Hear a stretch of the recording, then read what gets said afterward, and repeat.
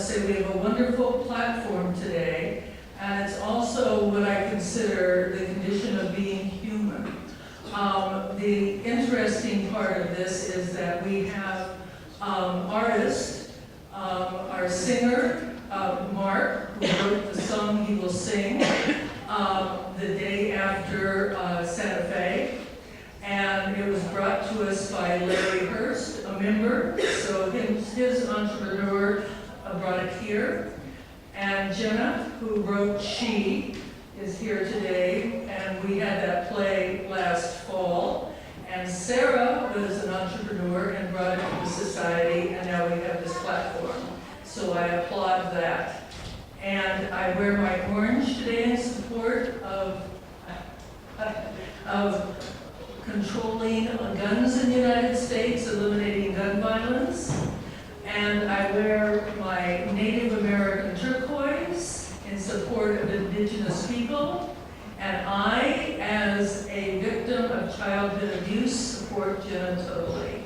So let's have a great platform today, and I'll chat with you guys again later. So it is by coincidence that we have two songs this morning from my other interest, prime interest, which is the piece of our choir that sang 2 years ago in the auditorium for our platform meeting on 9/11, the 15th anniversary. And the composer of these two songs, Marv Conan, is sitting there, and the blue shirt, light blue shirt, and the singer of one of the songs, Barry Rice, is sitting there with a dark blue shirt. But I want to introduce, first of all, the conductor of the piece of our choir, who will be accompanying the first song this morning, Robert René Galvin, who's a wonderful guy, and he trails around with the choir, singing 20 outreaches a year. And this afternoon, straight after this meeting, will be at Fountain House, which is a recovery unit in Midtown for people with mental illness. So I would like to introduce, first of all, René Galvin, who will be playing the piano for the first song. René. And singing the song to do with immigration and welcoming refugees in particular is the composer, Marv Conan. So I'd like to invite both of them to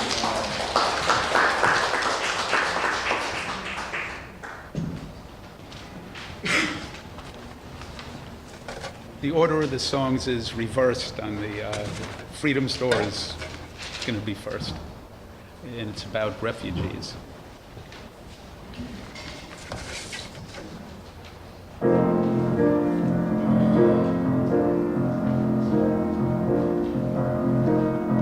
There's no looking back, there's no turning round. There's terror, blood, destruction in my town. The desert was burning, angry sea it was churning, but I kept pushing on till I reached freedom's door, and I kissed the ground on the other side of freedom's door.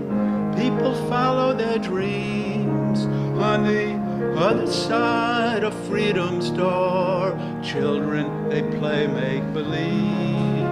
They're football stars and ballerinas and everything in between. On the other side of freedom's door, is there room for me? Close to a new life, a life without fear. I could smell it, taste it, feel it, it was so near. So I knocked on that door, knocked on freedom's door, but the door wouldn't open, it turned a deaf ear. No one would hear on the other side of freedom's door. They can't lock you away if you criticize the powers if you pray a different way.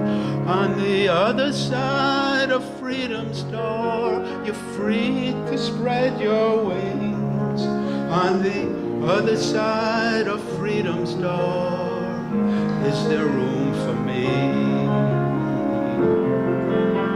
Please open the door, don't make me go back. I'm begging you, please. Please open the door, don't make me go back. I'm down on my knees. On the other side of freedom's door, the light keeps shining bright, piercing shadows round the world, keeping hope alive. On the other side of freedom's door, people live in peace. On the other side of freedom's door, please make room for me.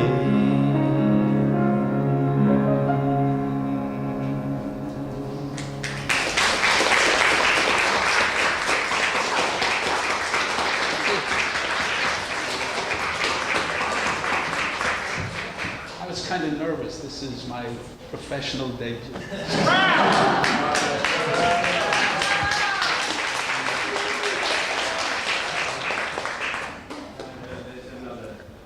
I'm not sure if it's quite Barry's debut. He's a showman. But this time Barry comes to sing a song, which also Marv has composed. Marv will be on the piano for this one. You know it. Oh, yes. Okay. You know, this is the crazy situation that we're in.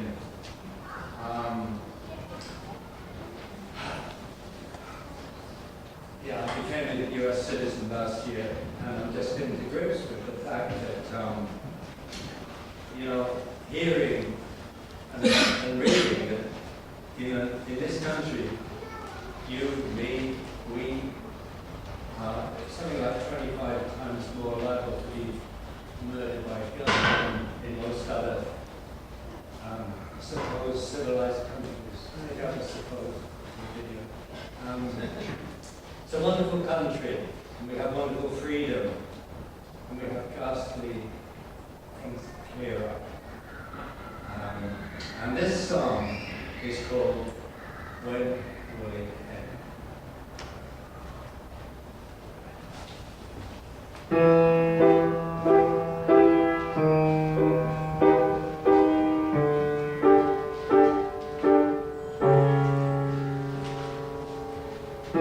A hate-filled madman opens fire, blood and death, his dark desire.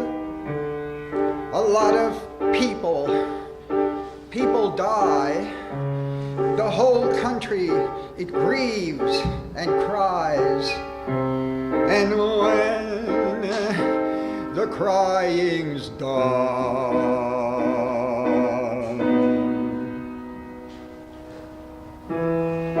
they say they really tried, but their hands are tied. The founding fathers said that everybody has the right to buy a military assault gun. How many times till they open their eyes? How many times until they get wise? How many times must I say never again? How many deaths, please tell me when?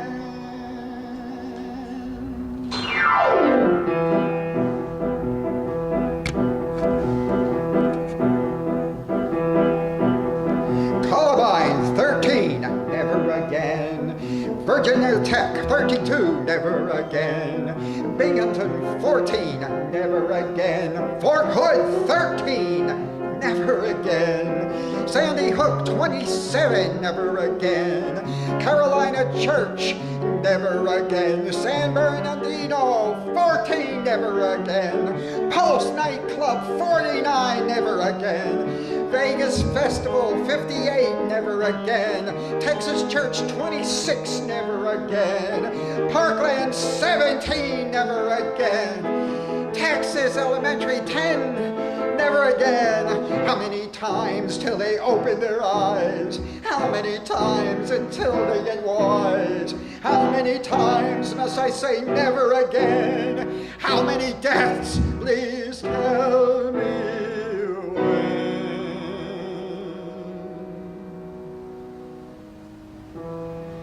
They say the answer is more good guys with guns.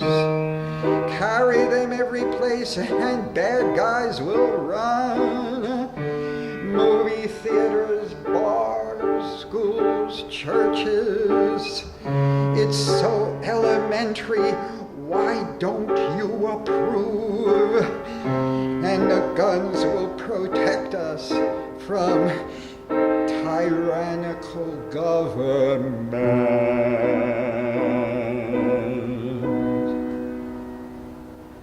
How many times must I say never again? How many deaths, please tell me when? How many times must I say never again? How many deaths, please tell me when?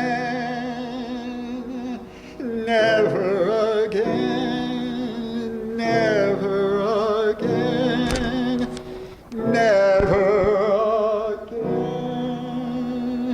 When will it end?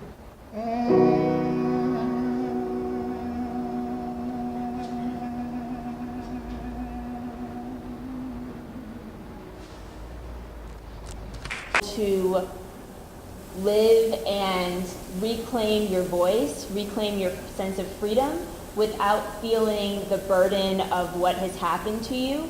Not to say that there might not be residual effects that are ingrained in our mind, but if we're dealing with the trauma and really working towards healing, then when that residual effect comes on, then we can acknowledge what that is and really work to move past it. For example, and this isn't particular to anybody, but maybe you're upset if someone doesn't call you back. If you're dating somebody and he doesn't call you back and you're wondering why, it's like, why am I so upset? Maybe that's because of a past relationship and your boyfriend or girlfriend decided not to call you back, so you have a trust issue. Like, that's what I mean by the residual effect. But I think I didn't really believe at one point that you could fully heal. But I have definitely discovered through this process and even recently that you can fully heal. You can fully heal. And if you believe that you can be healed and you really, truly want it. Yes, so that is personal and within the show. I've lost myself on It's beautiful. The second part of the question was, Yes. Just you tell us how to fix society, but I heard that the hope for our country is there because we can heal. Right. We have a lot. We definitely can heal, and that hope element, that's what we need, and that's actually what I'm currently working on within my show right now. I'm doing edits to add even more elements of breath and healing and encouragement, because that is what is actually needed. That's what's missing, even if we're looking at our society with Me Too and Time's Up and every other hashtag that's going on. We are doing a lot of calling out, and that's fine, that's a good first step, but what is happening after that? And that, I feel, it's not missing from She, but it's what needs to be more present through our society. So that's what I want She to look like off-Broadway. That is the ultimate version. It has to be a testimony of what the world needs to look like when we embody this aspect of healing, the action of healing. It has to be, that is what's missing from the Me Too movement. Those action steps and solutions, which is, in order to heal, we have to forgive. And that is forgiveness within ourselves, and then forgiving that person that we're calling out. So as I was walking out of She after the second time I saw it, which was here, I overheard a young woman say to an older woman she was with, I am literally buying into my own oppression. I am literally buying into my own oppression. Can you speak about your realization of how your personal experience was linked to the larger system of what Bell Hooks names? And I received some very good advice lately to say this slowly. Bell Hooks describes as the imperialist, white supremacist, capitalist sector. Yes, Bell Hooks. So one of my, just adding on to that, one of my favorite quotes from Bell Hooks, which I will paraphrase, is that we can't actually attack sexism without first addressing racism. And that is something that the show speaks to. When I was developing the show, it went through several iterations, and Sandra Bland was always a part of the show. Initially, I was working with 4 women that were actually survivors of sexual violence, and so that was one part of the show. It was called Taken. And then there was another part of the show that was just labeled Sandra Bland, and it was a description of what happened to her. I was always, even though this has happened to several black women, I was particularly drawn to her story because it was just so completely unsolved. And it was just really struck a chord with me. And I'm like, this could happen to anybody. She's college educated, she has a job, and even if she didn't, it doesn't matter. But I think about that every time I get into a car and behind the wheel, that I could also be stopped and, put in jail, and then possibly end up dead. So the idea of integrating Sandra Bland into a story that has a lot of sexual violence is about working on displaying the umbrella of the abuse of power on women. And Sandra Bland, I presented the show at colleges, and one of the most common comments is that I never thought about police brutality on women as a form of violence against women. And so it really opens the umbrella to talk about every form of violence against women and the abuse of the female body. And with the idea of Sandra Bland, it ties in this element of race. Would this have happened to a white woman that would have said the same thing? Probably not. But it really does start another conversation, and like I said, one of the goals is awareness. So it works to create awareness on this other subject matter that is so closely linked to elements of sexism. I don't know if I really answered your question, but You answered it beautifully. Still feeling like this is horrible. So, anger is a real feature of social justice movements. You agree? As a woman, I have felt anger out of pain and perceived helplessness in this society. As a white person, anger has come out of shame of my own ignorance and guilt over my complicity in racial injustice. How has anger been a part of your experience, and particularly in the creation of She, and do we eventually move beyond anger? So, going back to the first iteration of She, we presented the work, lots of amazing, reactions on stage, a sense of release on stage, a sense of release in the audience, but the audience was mad. And I was like, this is so not the goal of this show. But that is what we presented. People people were angry after the show because they were like, yeah, this happened to me, and I'm freaking pissed about it. And I remember one lady had just come from therapy, and she literally stood up and she said, I'm so glad I came to this show, but I'm just so angry because I just came from therapy and I have a hard time talking about it, but this is what I've experienced. This is what I continue to experience, and I'm so mad about it, and there's not enough being done about it. And I remember there was one iteration, actually, our last iteration at Here, we presented She last spring, and there was a lady in the audience that said, I'm so angry. Not necessarily from seeing the show, but seeing herself within the show. She said, I'm so angry, I just need to scream. So I said, then we're going to scream. We're going to give you what you need. Everybody needs a release. Let's scream. So we counted to 3, and we all collectively screamed. That is now in the show. And it is an empowering moment because it's true. We do carry, that's like, it's the stages of grief. It's the same thing with trauma.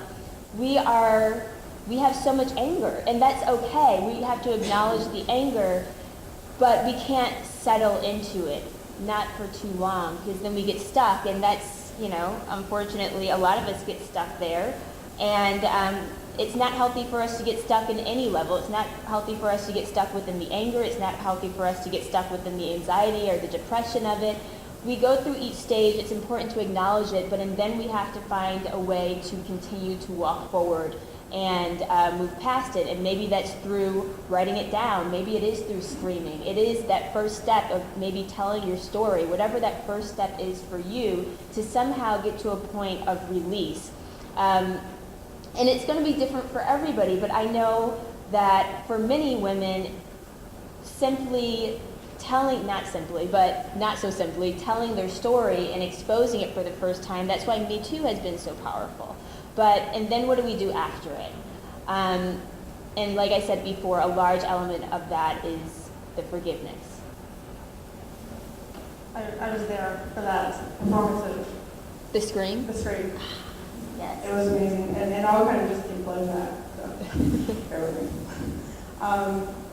Zen priest Reverend Angel Pierre Williams has said, love and justice are not two. Without inner change, there can be no outer change. Without collective change, no change matters. In She, clearly, love conquers. So how do we extend love from the personal to the revolutionary? That is the hard part, but the trickle-down system. So at least that is my belief. So when I talk to students, I think this is the best way to answer it. When I speak to students, a lot of students come up to me and say, well, I don't know what I can do. I don't feel like I can do anything to actually change our world. Like, how do I start this? How do I reach everyone? And I was like, you don't need to reach everyone. You might just need to reach one person, and then that one person will reach another person. I said, it's important to do what you can personally. I think a lot of times we try to think globally, and yeah, we do want a global movement, and maybe you can start a global movement by yourself. But I don't put doubt within anything. If you believe you can do something, you can do it. However, we don't necessarily, sometimes if we think about taking on so much, then it becomes overwhelming. But if we think about taking on what is in front of us and talking to our community around us, and then that community simply grows because those people are now have bought in, and they are now talking to their community. And so that trickle-down system in terms of healing and awareness, I feel like that is the most powerful, that is how this becomes from personal to global. Even something as small as after the show, so many women have come up to me and whispered in my ear, actually some men too, and said, I am she, or like this has happened to me. And that is a powerful moment because that's a step forward, and then they're going to tell somebody. I remember one of the mothers in the show, one of my dancers, her mother came to the show, and she was one of the people that whispered to me, I am she. That evening, she went home and told her daughter her story of abuse.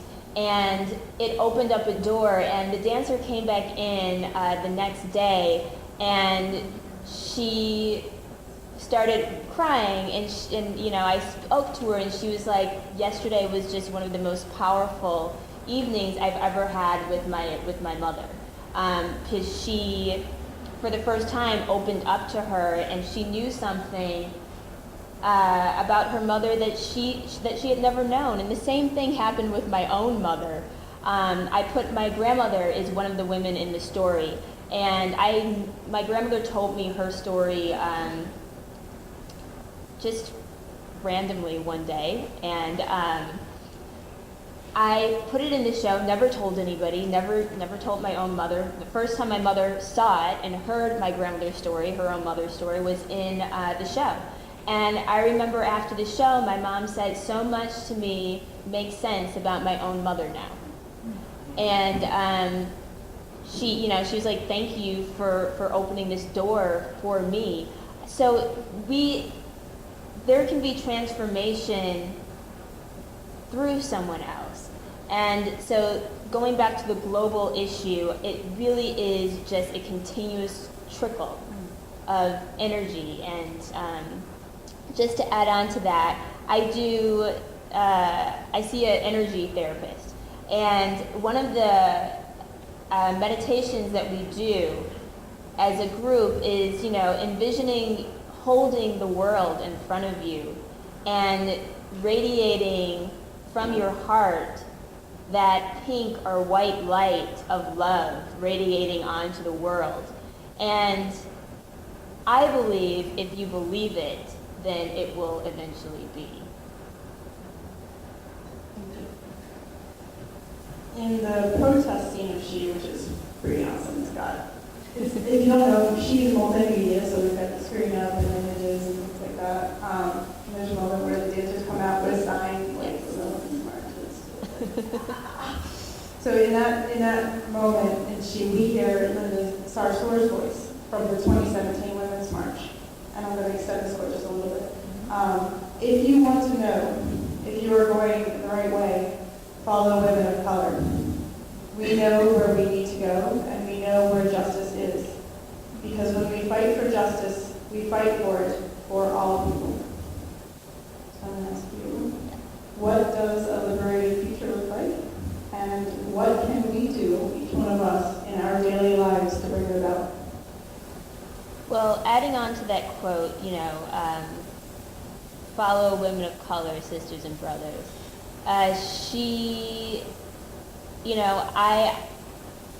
It reminds me of what Gloria Steinem said about how the revolution women of color will lead this revolution, are the real leaders of this women's movement. And while you can believe it or not, but I do think that so going backwards for a second, part of the reason that there is still a divide within the women's movement is dealing with race. And until we all acknowledge the fact that exists, and we look historically where that's coming from, because when we look at when the women's movement first started and we're looking back to slavery and the, black women being looked at as the vixen and the white woman being looked at as the virtue, and realizing that that is still ingrained in our system, we need to look at our history. We need to realize that did exist and that is still ingrained in our society, and find ways to create conversation with all women. And there's a sister, her name is Laurel, I can't remember her last name right now, but she started something at this initiative called Inclusive Conversations. So if you look it up just by Inclusive Conversations, you'll find it. But now, they started in New York and now they're going to DC, and those conversations are so dynamic because it gets women, gender-identified women, in the room together, all different races, talking about what divides us, how can we come together, and really listening to each other. And I think that's what we need to do. That's part of the solution, simply listening to each other, and then strategically coming up with action steps. But that can't happen collectively until we find that individually. So what type of healing are we doing for ourselves? What type of, bias am I holding on to? And how can I work to move past that? And I really do believe that, collectively we cannot heal until we individually put more effort into making ourselves more whole. Thank you. So much wisdom. Final thought? Final thought. No pressure. I don't necessarily have a final thought, but if there's time for questions, I would love to. Yes? All right. Let's do question. Do we have the mic?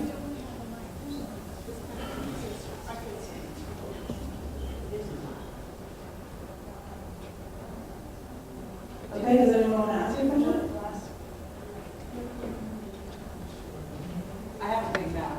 Yeah, well, let me come over here. Mobile. Hi. Hi, my name is Sandra. Hi. Yes.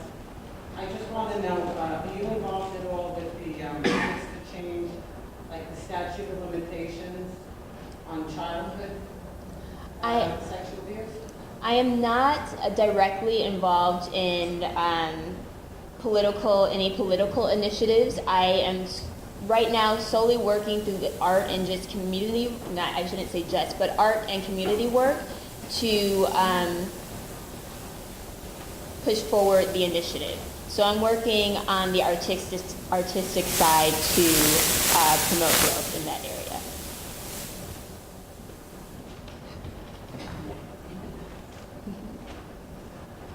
I'm trying to understand that you felt part of the process of healing for the victim is forgiveness of the accuser, of the person who does the action. Do you feel that's important to forgive that person? As I said, everyone's different. I personally feel like, yes, that's a part of it. I know, so during this process of I found out that I didn't realize that I had my own story of abuse until working on this show and working with victims of sexual violence in several forms and doing a lot of research. And I realized it was during one of the rehearsals, I said, oh my gosh, I have a story. And throughout this process, yeah, I had to forgive myself.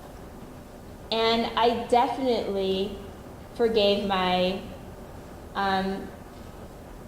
the person that assaulted me. Because not for him, for me. Because if I keep holding on to a grudge about someone else, that person is on doing their own thing. Why am I giving that person that much power in my heart, in my soul, in my mind? I need to release that person, so I have to forgive that person so I can fully be free and move forward. Yes, I like what you said about this overcoming the sexual violence, and I think it's a global situation among women throughout the world, and it's based on tribalism and misogyny. And what we need is a transnational, transcultural humanitarianism. And I see that your group is part of that movement, and we are also part of that movement. And onward, humanist soldiers. Thank you. Yes.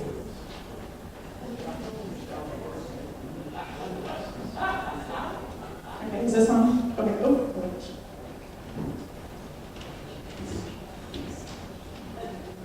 Hi. Hi. I have a question. Part of the forgiveness that you mentioned sort of brings me to the idea of what happened in South Africa with the reconciliation.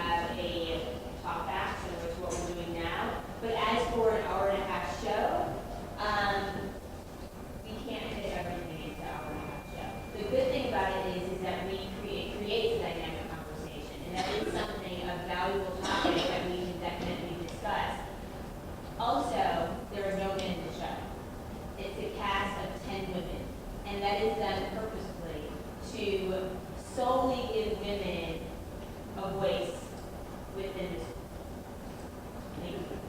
I have to comment on that because actually when I saw She the first time, I was probably 10 or 15 minutes into it and it sunk in, it just like a wave.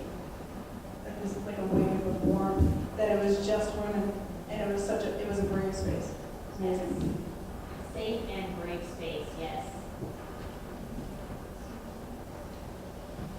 Any other questions? Oh, okay.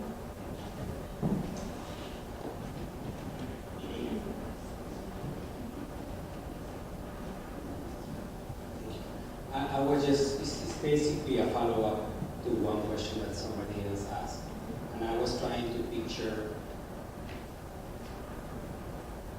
from what you described, what would be like the other side of the coin of what you described, right? Like the other perspective of people, men or women, right? Because it depends.